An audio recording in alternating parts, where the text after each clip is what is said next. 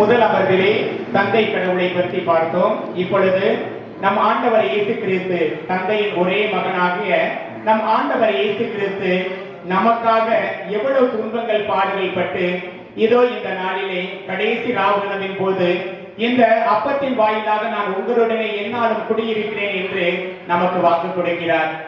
இந்த மகன் எப்பேற்பட்டவர், இவர் எப்படியெல்லாம் நமக்கு கீழ்ப்படித்தார் என்று பிலிப்பியர் புத்தகம் சொல்கிறது.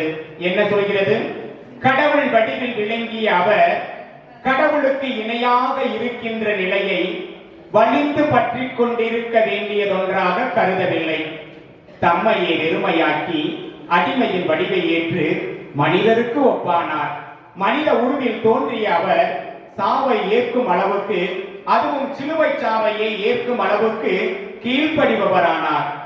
ஆதலால் தான் கடவுளும் அவரை மிகவதை உயர்த்தி எப்பெயருக்கு மேலான பெயரை அவருக்கு அருளினார். இயேசுவின் பெயருக்கு விண்ணவர், மன்னவர், கீழுலகோர் அனைவரும் மண்டியிடுவர். தந்தையாம் கடவுளின் மாட்சிக்காக இயேசு கிறிஸ்து ஆண்டவர் என எல்லா நாவும் அறிக்கையிடுமே. இயேசுவுக்கே புகழ், இயேசுவுக்கே நன்றி, மரியே வாழ்க, ஹல்லேலூயா, ஹல்லேலூயா, ஹல்லேலூயா. புனித தோமையாரே எங்களுக்காக வேண்டிக் கொள்ளும்.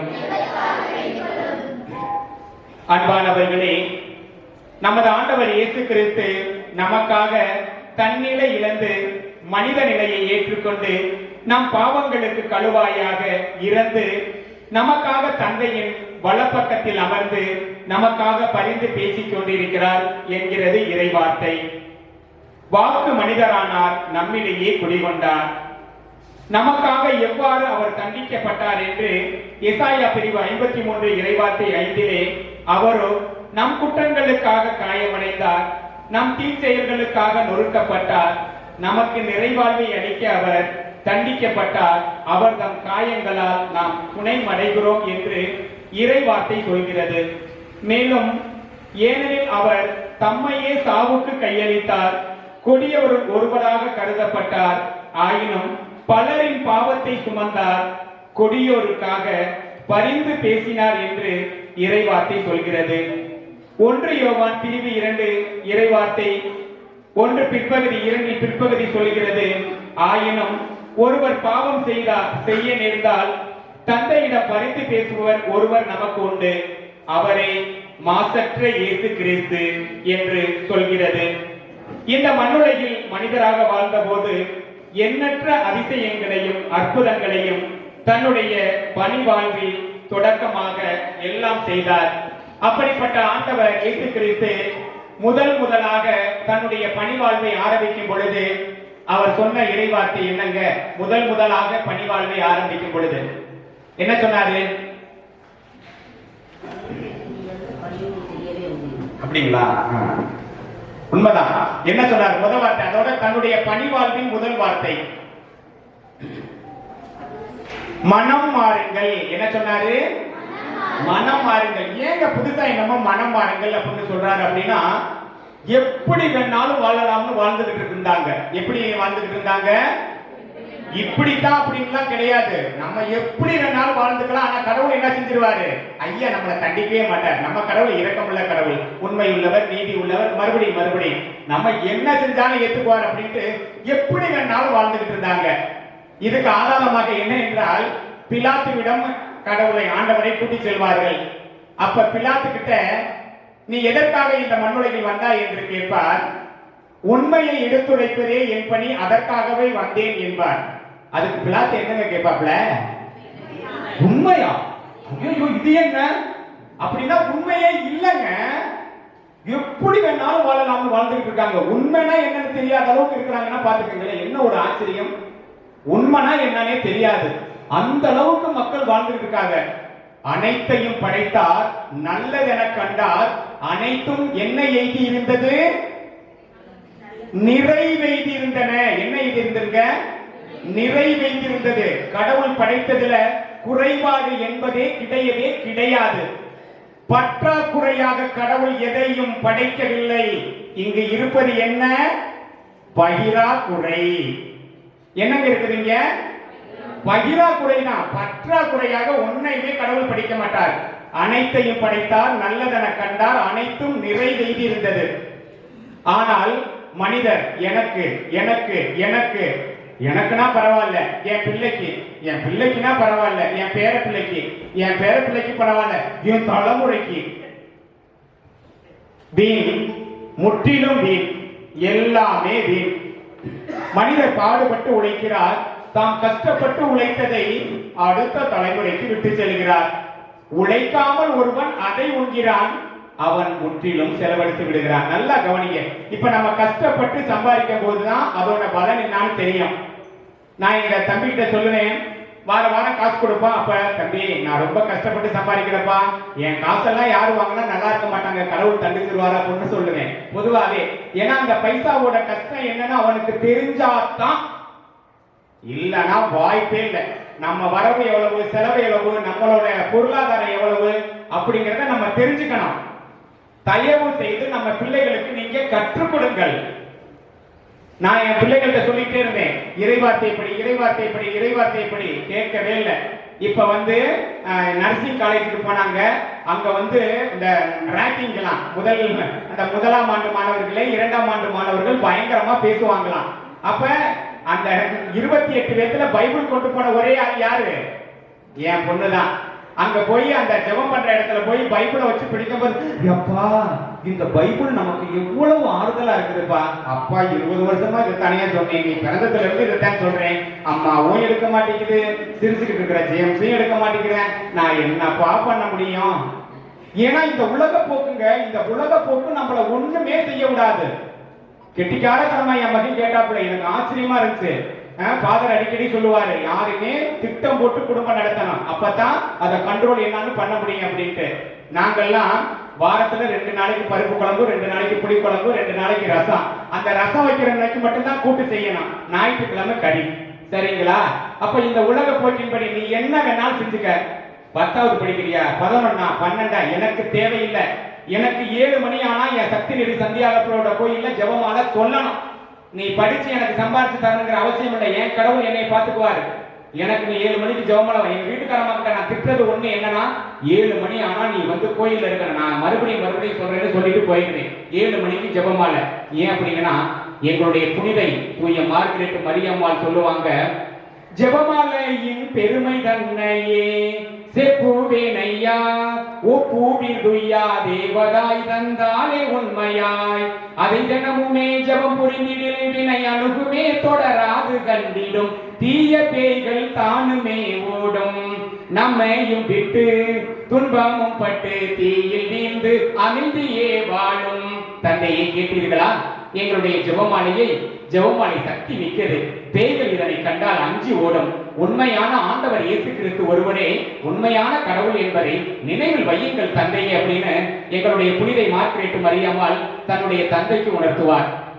அதனால நாங்க ஜெபமாலையை தவறவே விட மாட்டோம்.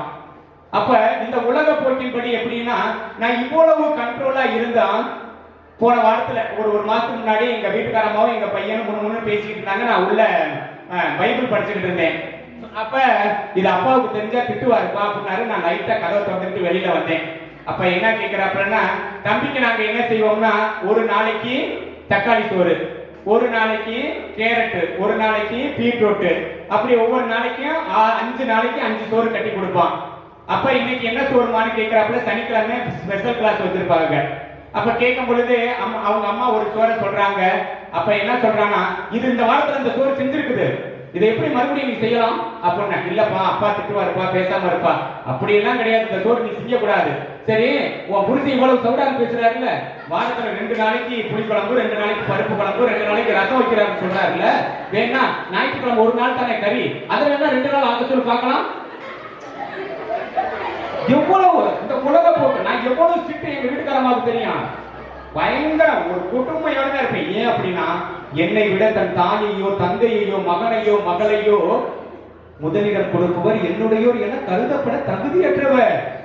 எங்க வீட்டுக்காரமாக்க நான் அப்படி 4:30 எந்திரிப்பேன், 1 மணி நேரம் ஜெபம் பண்ணிட்டு 5:30 அடுப்பு பத்த வச்சு நான் சாப்பாடு சமைச்சிருந்தேன். கணவர் என்கிற முறையில மிகவும் பரிவோடு நடந்து கொள்வேன். ஆனா 7 மணிக்கு ஜெபமாலைக்கு வரலன்னா திட்டிடுவேன். அப்ப இவன் இந்த உலக போக்கின்படி எப்படி வாழ்றாங்க? நல்லா சிரிக்கலாம், ஒண்ணும் தப்பு இல்ல. ஏன்னா இந்த சிரிப்பு என்பது நமக்கு மட்டுமே சொந்தமானது. யாருக்கு சொந்தமானதுங்க? நமக்கு மட்டுமே சொந்தமானது.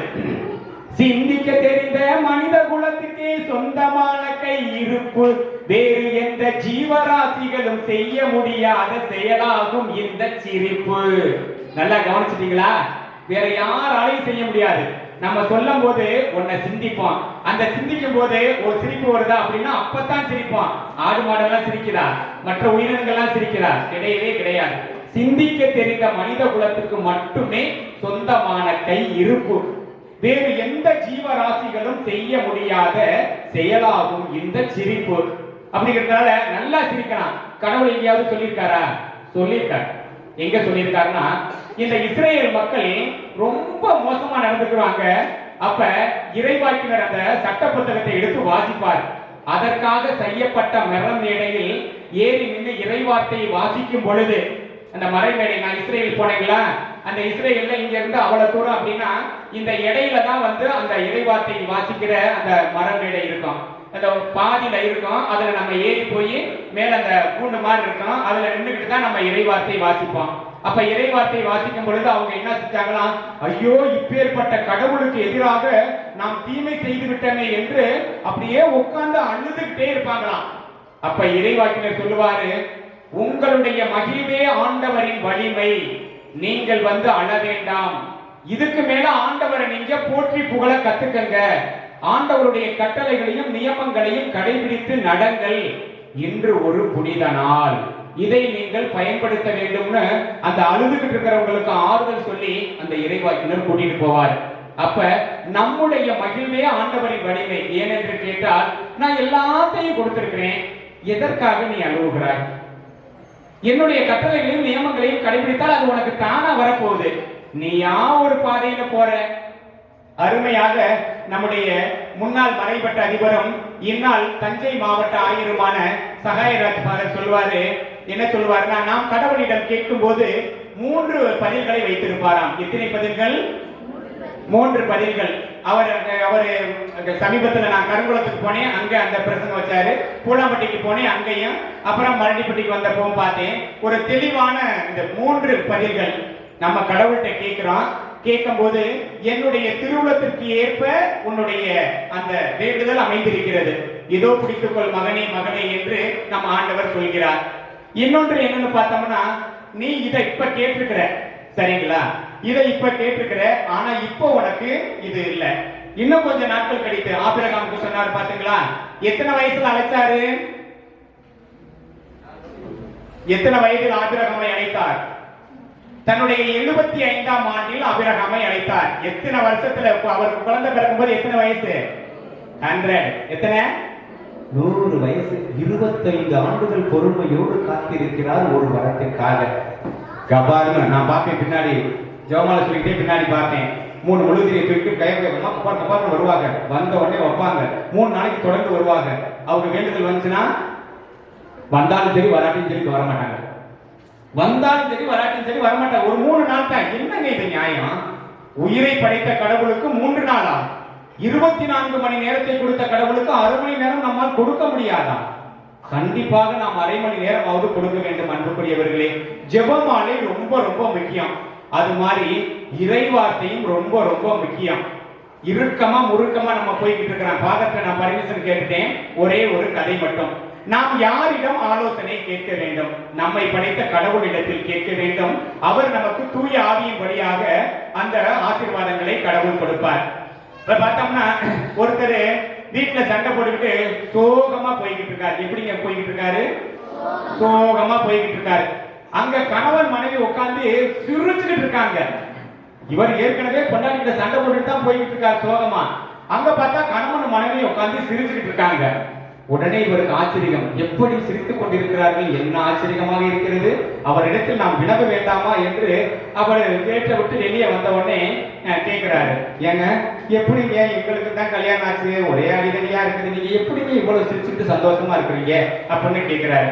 அப்ப அவர் சொல்றாரு, வாங்க தம்பி உட்காருங்கன்னு பொறுமையா உட்கார்ந்து சொல்றாரு. அப்ப மனைவி என்பவள் யார் அப்படின்னு கேட்கிறாரு. பொண்டாட்டி. அவ்வளவு இவர் சொன்னபடி இவருக்கு தெரிஞ்சதானே இவங்க சொல்றாரு, பொண்டாட்டி. அப்படி அல்ல தம்பி, மனைவி என்பவள் நமக்காக தன்னுடைய இருப்பிடத்தை இழக்கிறாள். எதை இழக்கிறாள்? இருப்பிடத்தை இழக்கிறாள். அப்புறமேலு அவர்களுடைய முகவரி, அவங்களோட அந்த இன்சில் எல்லாத்தையுமே இழந்து அந்த மனைவியானவள் நம்மளுக்காக மட்டுமே, நம்முடைய குடும்ப நலனுக்காக மட்டுமே அனைத்தையும் விட்டு ஒரு இடத்துல இருந்து இந்த இடத்துக்கு, புதிய இடத்துக்கு வர்றாங்க. நமக்கு ஒண்ணு இல்ல, அதே இடத்துல இருப்போம். ஆனா அவங்க ஒரு இடத்தில் இருந்து இடம் மாறி நமக்கு நம்மளுடைய சுக துக்கங்களில் பகிர்ந்து கொள்ளுகிறார். எவ்வளவு ஒரு அருமையான வாய்ப்பு. அதுக்கப்புறம் பாத்தீங்கன்னா குழந்தை பெறுறது. குழந்தை பெறுகிறது என்பது மறு உயிர் பிறப்பு என்பது சொல்கிறோம். அந்த இது தெரியுங்களா? ஒரு ஜான் வயிற்றுக்குள்ளே உள்ளங்கை அகலத்திலே படுத்திருந்தேன் 10 மாதம் பயணம் என்னும் தூக்கத்தில் உல்லாசமான வீடு இது ஒருவர் வாழும் வீடு உல்லாசமான வீடு இது ஒருவர் வாழும் வீடு. தாய்மை பேறு என்பது அவ்வளவு கஷ்டங்க, எல்லாத்துக்கும் தெரிஞ்சதுதான். அப்படி கஷ்டப்பட்டு பிள்ளைகளை வளர்த்து ஆளாக்கி எப்படி எல்லாமோ நம்ம கொண்டு போறாங்க. நம்ம கூப்பிடப்ப டீ போடுங்க, இல்லைங்க இன்னும் கொஞ்சம் லேட் ஆயிட்டு, அதை உனக்கு என்ன வேலை நல்லா சொல்லுவான். ஏன் நம்ம டீ போட்டா என்ன குறைஞ்சா போயிடுவான், தண்ணி மூடு நோக்க மாட்டான். என்ன செய்வான், தண்ணி மூண்டு கொடுங்க. இல்லைங்க, சரி சமம். நம்ம அவங்களும் நமக்கு வேலை செய்யணும், நம்மளும் அவங்களுக்கு வேலை செய்யணும். அவங்க மட்டும் என்ன சொல்றதுன்னு எனக்கு தெரியல. நம்ம சரிசமமா இருந்து வேலை செய்யணும். அப்படி ஒவ்வொருத்தரா சொல்லிக்கிட்டு இருக்காரு. அப்ப என்னங்க எங்க வீட்டுலன்னா எங்க வீட்டுக்காரம்மாவுக்கு எங்க அம்மாவுக்கு சண்டை வந்துகிட்டே இருக்குது, நீங்க என்னமோ ஈஸியா சொல்றீங்க. அப்படி அல்ல தம்பி, பொண்டாட்டிங்கிறவங்க எவ்வளவு அப்படி முக்கியமோ அதே மாதிரி நம்முடைய தாயும் முக்கியம். நம்முடைய தாய் என்பவள் நம்மை இந்த 10 மாசம் சுமந்து பாலூட்டி வளர்த்து ஆளாக்குவதற்காக எவ்வளவு கஷ்டப்பட்டிருப்பார்கள், எவ்வளவு தியாகங்களை பண்ணி இருப்பார்கள் என்று நினைத்துப்பார். அம்மாங்கிறவங்க அவ்வளவு முக்கியம், மனைவி முக்கியம். அப்ப இருவரும் 2 கண்கள் அப்படின்னு சொல்லி நல்ல தெளிவா புரியுற மாதிரி சொன்னார். சரிங்களா? அவரு சந்தோஷத்தோட போயிட்டாரு. சரிங்க, நான் இனிமேல் வீட்டுல போய் எங்க அம்மாவுக்கும் எங்க மனைவிக்கும் தகுந்த மாதிரி நான் பிரச்சனை இல்லாம என்னுடைய குடும்ப வாழ்வை ஓட்டுவேன் அப்படின்ட்டு சந்தோஷமா போயிட்டாராம். இது நல்ல அறிவுரை. இன்னொருத்தர் அதே சோகமா அப்படியே ஒரு பக்கம் போய்கிட்டு இருந்தாங்களாம். ஒரு மண்டபம், அங்கே ஒருத்தர் கடையில இருந்து வாங்கிட்டு வந்த பிரியாணியை வச்சுக்கிட்டு பாட்டு பாடிட்டு தின்னுக்கிட்டு இருக்காரு. கல்யாண சமையல் சாதம் காய்கறிகளும் பிரமாதம், அந்த கௌரவ பிரசாதம் அதுவே எனக்கு போதும் அப்படின்னு பாட்டு பாடிட்டு சந்தோஷமா தின்னுக்கிட்டு இருந்திருக்காரு. என்னடா இது, இந்த உலகத்துல சந்தோஷமாவே இருக்க முடியாது, இப்ப மட்டும் எப்படி சந்தோஷமா இருக்கிறேன் அப்படின்ட்டு அந்த உன்னுடைய சந்தோஷத்துக்கு காரணம் என்ன நண்பா அப்படின்னு கேட்டிருக்காரு. தம்பி இங்க வாங்க தம்பி, உட்காருறேன், நான் சொல்றேன். வாங்க தம்பி, உனக்கு என்ன பிரச்சனை? வீட்டுல சண்டைப்பா, எங்க அம்மாவும் எங்க மாமியாருக்கும் எங்க அம்மாவுக்கும் எங்க வீட்டுக்காரம்மாவுக்கும் ஒத்தே வரல, அதனால ரொம்ப சங்கடமா இருக்குதுப்பா, எனக்கு என்ன செய்யறதுன்னே தெரியல அப்படிங்கிறாப்ப. சிம்பிள்பா, இது ரொம்ப சிம்பிள், நான் தீர்த்து வைக்கிறேன் வாங்க. இத பாருங்க, இது எத்தனை கண்ணு, எத்தனை 2. இத பாருங்க, இது எத்தனை கை, எத்தனை 2. காலை பாருங்க, எத்தனை 2. காலை பாருங்க, எத்தனை 2. எல்லாமே 2 படிச்சிருக்காருல்ல, நீ ஏப்பா ஒரே வீட்டுக்காரமா வச்சிருக்கிற அப்படின்னு கேட்டாரா. அப்படிங்களா? அதை இந்த எல்லாரும் பார்த்தா ஒண்ணு தான் வச்சுக்கணும்னு சொல்றாங்கப்பா, ஏப்பா நம்ம 2 வச்சுக்க முடியாது அப்படின்ட்டு சரி ரைட் இவர் முடிவு பண்ணிட்டாரு. என்ன முடிவு பண்ணிட்டாரு? இன்னொரு கல்யாணம் பிடிக்கிறதா முடிவு பண்ணிட்டாரு. சரி ரைட், சந்தோஷமா முடிக்கிறார். முடிச்சுட்டா என்ன ஆகும்? பிரச்சனை, இங்கேயும் பிரச்சனை அங்கேயும் பிரச்சனை, அடிச்சு உடப்பட்டு எப்படியோ ஒரு சீரழிச்சு சின்ன பண்ண பையன் மறுபடியும் சோகமா போறாரு. எந்த இடத்துக்கு போறாரு? வந்த இடத்துக்கே போறாரு. அங்கேயும் அந்த பொட்டணத்துல இருந்தவன் அங்கேயே தான் உட்கார்ந்து இருந்தானா. என்னப்பா என்னங்க நீங்க இங்கேயே உட்கார்ந்து இருக்கிற, 2 பேரும் ஏதோ ஒரு வீட்டுக்கு போகலையா, எனக்கெல்லாம் ஆலோசனை சொன்னீங்களே நீங்க போகலையான்னு கேட்டப்பா அவன் சொன்னானா, எனக்கு கம்பெனிக்கு ஆள் இல்லப்பா, ஏற்கனவே நானு 2 பக்கம் 2 வீட்டுக்காரம்மா கட்டி சிக்கி சீரழிச்சு நான் இங்க வந்திருக்கிறேன். எனக்கு கம்பெனிக்கு ஆள் வேணுங்கிறதுக்காகத்தான் உன்னையே சொன்னேன், நிறைய பேத்துக்கிட்டே சொன்னேன், எந்த இழுத்த வாங்கணுமே கேட்கல. பாவம் யாரு பெற்ற பிள்ளைய நீ மாட்டிக்கிட்டேன்னு அவன் கூட ஜாயின் பண்ணிக்கிட்டானா. அப்ப யாருக்கிட்ட நம்ம ஆலோசனை கேட்கணுங்கிறதே இருக்குது. முதல்ல எங்க போகணும்? நான் ஏற்கனவே சொன்னதுதான், அனைத்திற்கும் மேலாக அவரது ஆட்சியையும் அவருக்கு ஏற்புடையவற்றையும் நாடுங்கள், மற்ற அனைத்தும் உங்களுக்கு சேர்த்து கொடுக்கப்படும். இந்த உலக போக்கில் இருக்கிறதுல எல்லாத்தையும் தேடுறான், ஆனா யாரை தேட மாட்டேங்கிறான்? கடவுளை தேட மாட்டேங்கிறாங்க.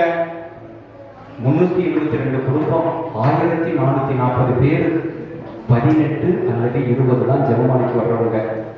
வியாழக்கிழமை சக்தி நெறி சந்தியாக போறவங்க, நவநாள் பூசை 98 பேர். எத்தனை பேருங்க? 98 பேர். 1440 ஊர் இருக்கிற ஊர்ல 372 குடும்பங்கள் இருக்கிறவர்கள இவ்வளவு கம்மி. எப்படிங்க? ஒரு காலத்துல திருப்பதிக்கு வரலன்னா 1/4 ரூபாய் அவதாரமா, 1/4 ரூபாய் அவ்வளவு ஸ்ட்ரிக்டா நடத்திக்கிட்டு இருக்காங்க. ஆனா இன்னைக்கு நம்ம மனத்துல எப்படி போய்கிட்டு இருக்குது? கராத்தே, கும்பு, குச்சிப்படி, அது இதுன்னு என்னத்திலேயோ பிள்ளைகளை சேர்க்கிறான்.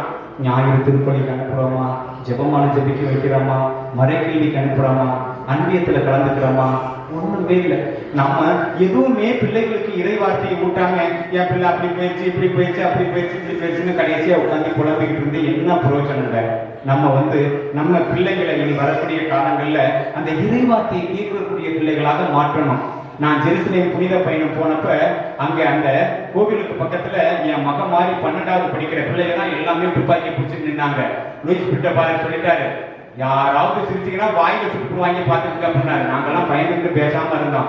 அங்க ஒரு என்ன முறைன்னா 12வது படிக்க வச்ச உடனே பிள்ளைகளை என்ன செய்யணும்னா 2 வருஷம் வந்து மிலிட்டரிக்கு அனுப்பிடணும். 2 ஆண்டுகள் வந்து 12வது படிச்ச உடனே மிலிட்டரிக்கு அனுப்பிடணும். அவங்க மிலிட்டரியில சர்வீஸ் பண்ணதுக்கு அப்புறம் தான் தன்னுடைய வீட்டு பக்கம் வரணும். அதுக்கப்புறம் தான் வேற எதையாவது படிச்சு நம்ம போகணும். வேற எந்த வேலைக்கு போறதா இருந்தாலும் சரி, கல்யாணம் முடிக்கிறதா இருந்தாலும் சரி முடிக்கணும். அவ்வளவு ஒரு கட்டுப்பாடுகள். சின்ன சின்ன சின்ன சின்ன பிள்ளைங்க அவங்க கையில பார்த்தா AK-47 அவ்வளவு ஒரு இதா இருக்குதுங்க. அப்படியே அழகா வரிசையா நிற்பாங்க. அவ்வளவு ஒரு இதா அந்த நாடு இருக்குது. நம்ம என்ன செய்யணும்னா இறை வார்த்தையை வாசிக்க வைக்கணும், அதை தியானிக்க வைக்கணும், அதை வாழ்வாக்கணும். முதல்ல யார் ஆக்கணும்? நம்ம ஆக்கணும். அதுக்கப்புறம் தான் நம்மளோட ஜெராக்ஸ் தான் நம்மளுடைய பிள்ளை. ஒரு ஜெராக்ஸை போட்டோம்னா, இதுல புத்தகத்துல ஜெராக்ஸ் போட்டோம்னா அதே தான் வரும். அது மாதிரி ஜெராக்ஸாக நம்ம முன்ன தாளாக இருக்கிறன்னா பிள்ளைகளுக்கு வழிகாட்டிகளாக இருக்க வேண்டும். ஆண்டவர் இயேசு கிறிஸ்து நமக்கு எல்லோரும் முன்மாதிரியாக இருந்து வழிகாட்டினார். நாமும் அவரை பின்பற்றக்கூடிய பிள்ளைகளாக, அவரை ஏற்றுக்கொண்டு அவரிலே வாழக்கூடிய பிள்ளைகளாக இருப்பதற்காக வரம் வேண்டி இருப்போம்.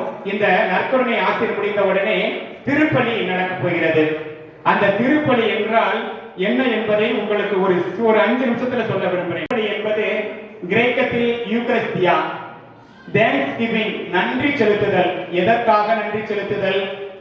இந்த வாரம் முழுவதும், இந்த மாதம் முழுவதும், இந்த வருடம் முழுவதும் நம்மை தன் கண்ணின் இமை போல் பார்த்து வருகின்ற கடவுளுக்கு நன்றி செலுத்துகிறோம். எல்லாம் பூசை எழுதுனியா திருப்பலி. நான் சமீபத்துல ஒரு இடத்துல இருந்து வந்தேன். அவ்வளவுக்கெல்லாம் திருப்பலிக்கு எனக்கு தெரியாத முக்கியத்துவம் கிடைக்காது. நான் ஒரு இடத்துல இருந்து வந்த போது ஒருத்தர் வண்டியை தேக்கினாரு. அவர் கொஞ்சம் போதையில இருந்தாரு. நான் வந்து வண்டியை நிப்பாட்டி அவரை ஏத்துறதா வேணான்னு யோசிச்சுட்டே இருந்தேன். நிப்பாட்டிட்டு ஏத்தினாரு.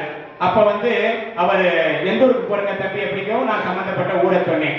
அவர் ஊரையும் பேரையும் நான் சொல்ல மாட்டேன், சரிங்களா? யாரையும் சொல்லக்கூடாது நம்ம அப்படிங்கிற போது வந்தேன். அப்புறமேலுக்கு எங்க ஊர் வந்த உடனே அவரு நான் இந்த ஊருக்கு போறேங்க அப்படிங்கவும் அவர் இறங்கிட்டாரு. தம்பி, எங்க அண்ணன் மகனை தெரியுமா அப்படின்னாரு. தெரியாதுங்க, யாருன்னு தெரியாதா? கோயில்ல நான் சொல்லுங்க, இந்த இன்று மாலை 6:30 மணி அளவில் சக்திநெறி சந்தியாகப்பரின் நவநாள் ஜெபமாலையும், அதனைத் தொடர்ந்து சக்திநெறி சந்தியாகப்பரின் நவநாள் திருப்பலியும் நடைபெறும். நமது பங்கு தந்தை அவர்கள் திருப்பலி நிறைவேற்றி நமக்காக இறை ஆசிரை பெற்றுத்தர வர இருக்கிறார். இறை மக்கள் இத்திருப்பலியில் கலந்து கொண்டு இறை ஆசிரை பெற்று செல்ல பங்கு தந்தை அவர்கள் அன்போடு அழைக்கின்றார் அப்படின்னு ஒரு பையன் மைக்ல சொல்லுவா. அப்படியே கேட்டிருக்கீங்களா அப்படின்னு கேட்டாரு. திருப்பலி அப்படின்னா என்னன்னு தெரியுமா அப்படின்னு கேட்டாரு. இல்லங்க, நீங்க சொல்லுங்க, நான் தெரிஞ்சுக்கிறேன் அப்படின்னு. திரு உயர் பலி, இயேசு ஆண்டவரே பலியாக வருகிற பலி தம்பி அப்படின்னாரு. அப்படிங்களா? சரிங்கண்ணே அப்படின்ட்டு. அண்ணே தம்பி கோச்சுக்காதீங்க, திருப்பலி ரொம்ப ரொம்ப முக்கியம். எந்த அளவுக்கு தெரியுங்களா? பூசை பலி போல் பாக்கிய செல்வம் இப்புவியில் இல்லை. இப்புவி நிறைய பொன் கொடுத்தாலும் அப்பலிக்கு இது இல்லை. பாவ பரிகார மருத்துவ குணமிக்க தெய்வீக திருப்பலி தம்பி அது அப்படின்னாரு. ஆகா, இவற்றை நிறைய ஆலோசனை கிடைக்க மாட்டேங்குது அப்படின்ட்டு எனக்கு ஒரு மாதிரி போயிடுச்சு. போட்டது அவரு, ஆனா ஏறினது எனக்கு. ஏன்னு கேட்டீங்கன்னா, அவர் சொல்ற வார்த்தையை பார்த்தாலே எனக்கு அப்படியே டெரரா இருக்குது. உண்மையாலுமே திருப்பலிக்கு இவ்வளவு முக்கியத்துவமா அப்படின்ட்டு அவர் ஒரு வருத்தமான செய்தியை பதிவு செய்தார். இவ்வளவு சொல்லிட்டு அவர் ஒரு வருத்தமான செய்தியை பதிவு செய்தார். என்ன அப்படின்னா, அவர் ஊர்லாம் சொல்றாங்க, தம்பி இன்று மாலை 5 மணிக்கு நமது மனைவி தந்தை பூஜை வைக்க வருகிறார். பூஜையில் கலந்து கொண்டு பூஜையை சிறப்பிக்கும்படி நான் கேட்டுக்கொள்கிறேன். எதுக்கு வராராம்? பூஜைக்கு. அதுவும் மல்டிகுட்டி சாமியாரு, பங்கு தந்தையெல்லாம் கிடையாது. இன்று மாலை 6 மணிக்கு மல்டிகுட்டி சாமியாரு பூஜை வைக்க வர்றாரு. பூஜையில் கலந்து கொண்டு சிறப்பிக்கும்படி அன்போடு கேட்டுக்கொள்கிறோம் அப்படின்னு சொல்றாங்க. தம்பி நான் என்ன தம்பி சொல்லட்டும், சொன்னா குடிகாரங்கிறாங்க, அடிக்க வர்றாங்க, நான் என்ன தம்பி சொல்லட்டும் அப்படின்னாரு. அப்புறமேட்டுக்கு சரிங்க ஐயா, நீங்க சொன்னதுக்கு நன்றி, நான் இனிமேல் உங்க திருப்பலின்னு சொன்னீங்கல்ல அதை நான் ஏத்துக்குவேன். ஏன் அப்படின்னா வருஷத்துல 2 ஏற்கனவே நம்ம பங்கு தந்தை சொல்லிட்டாரு, வருஷத்துல 2 திருப்பலி கருத்துக்களாவது எழுதணும். எத்தனை திருப்பலி கருத்துக்கள்? 2. ஏன் அப்படின்னு கேட்டீங்கன்னா இந்த வருடம் முழுவதும் நம்மை இறைவன் பாதுகாப்பாக வழிநடத்தி கொண்டிருக்கிறார். எனக்கு அது கிடைக்கல இது கிடைக்கல அப்படிங்கிறதுக்காக அல்ல, நான் உயிரோட இருக்கிறேன். இந்த வருஷம் என்னை கடவுள் உயிரோட இருக்கிறேன், அதற்காகத்தான். ஏன்னு கேட்டீங்கன்னா டிசம்பர் 2ஆம் தேதி நான் கோமாவுக்கு போயிட்டேன். என்னங்களா வரும்போது மணப்பாறையில இருந்து வரும்போது ஆக்சிடென்ட் ஆயிட்டேன். எனக்கு 1/2 மணி நேரமா சுய நினைவே கிடையாது. நான் 3 வாரமா இங்க வியாழக்கிழமை பூசைக்கு வரல, கவனிச்சிருப்பீங்க. ஏன்னா வரும்போது என் வண்டி ஆக்சிடென்ட் ஆயிடுச்சு. நானு என் மகன் என் மக 3 பேருமே ஆக்சிடென்ட் ஆயிட்டோம். ஆக்சிடென்ட் ஆகி வண்டியில தூக்கிட்டு போய் கலையரசன் ஆஸ்பத்திரியில் 1/2 மணி நேரம் கழிச்சு தான் நான் கண் முழிச்சேன்.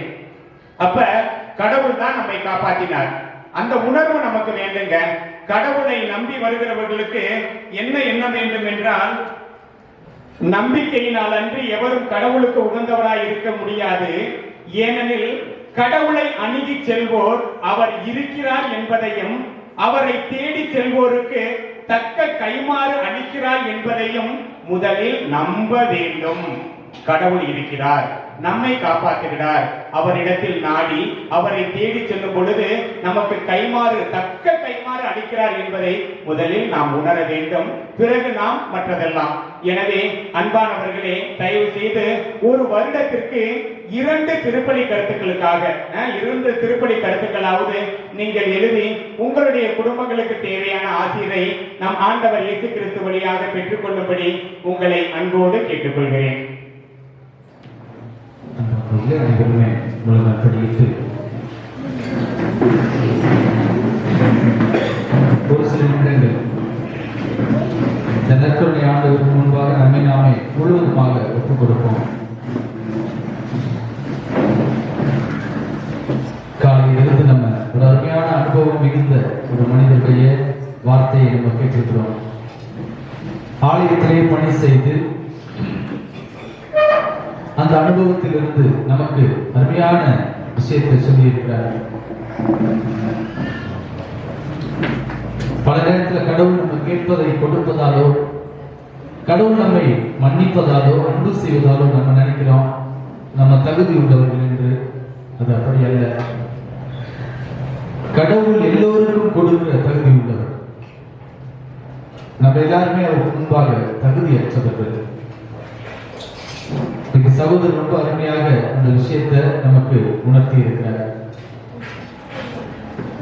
கடவுளை முதன்மைப்படுத்தாத வாழ்க்கை நம்முடைய வாழ்க்கை அப்படின்னாக்க இந்த நேரத்தில் நம்ம இந்த நற்கருணை ஆண்டவருக்கு முன்பாக நம்ம மன்னிப்பு கேட்போம்.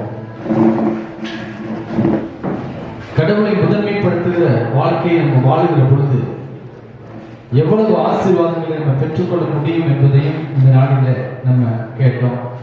நம்முடைய தனிப்பட்ட வாழ்க்கையில் அதை நாம் உணர்ந்திருக்கிறோம்.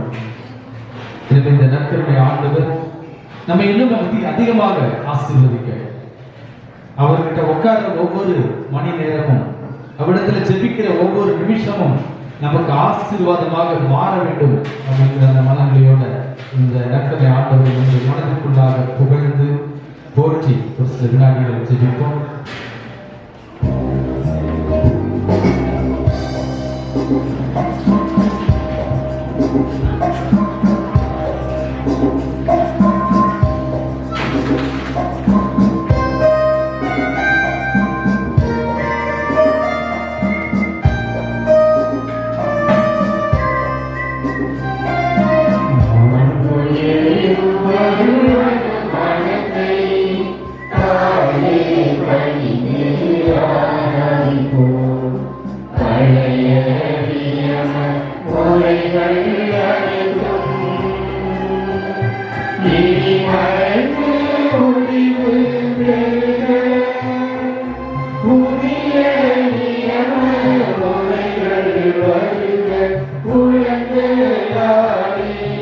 மனிதன்